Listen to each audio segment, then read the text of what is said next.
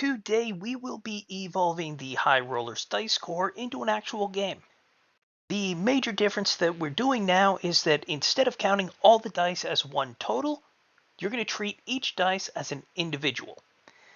And this led to the theme of spies, or specifically the OSS agents behind enemy lines in World War II. And they're secretly trying to help the country build up their local resistance. Each dice will represent how good a position they're in. So if you have a high value, that agent will be able to do massively helpful things. And if you have a low value, they're just going to have to keep their head down. It began as a race against the clock. Every 6 you roll allows you to get a victory point. You get enough before the timer runs out, you win. But ultimately, a race for sixes just wasn't that much fun. This led to the addition of security that makes things harder and scientists that advance the clock faster.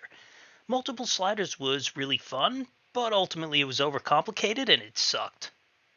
So out went the soldiers and scientists, and in came what if we roll the dice to advance the clock? And this was fun, but ultimately it felt random and it went right back down to feeling shallow. So this led to rolling the dice and allowing you to cancel out enemy activations. And while this was a lot of fun, I was up to 9 dice, and that's too much to ask a player to have. And this led to the addition of cards, which allowed the game to become much more reactive and interesting each step of the way. The core here is all about re-rolling that die to improve it, and you're pushing your agents to take risks in order to get into a more effective position. This means everything we should do should encourage dice rolling and make that more interesting. One of the major frustrations was that middle numbers like 3 and 4 were particularly useless. They're too high for you to want to gamble, but they had no use on their own. This led to the aid function that allowed me to combine lower dice into a more powerful one. This made the entire spread of numbers have a use. The choice to use a timer was specifically because adding a time limit encourages risk.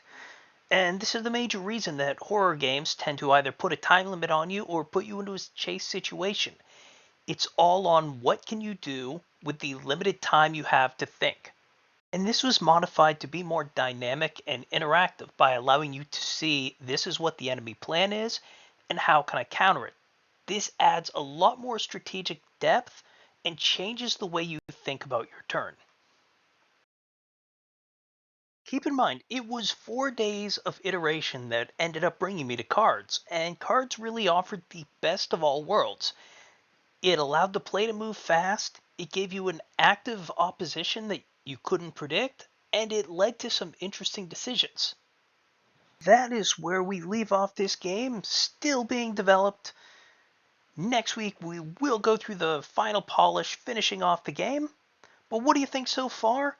And how do your own variations on the High Roller core compare?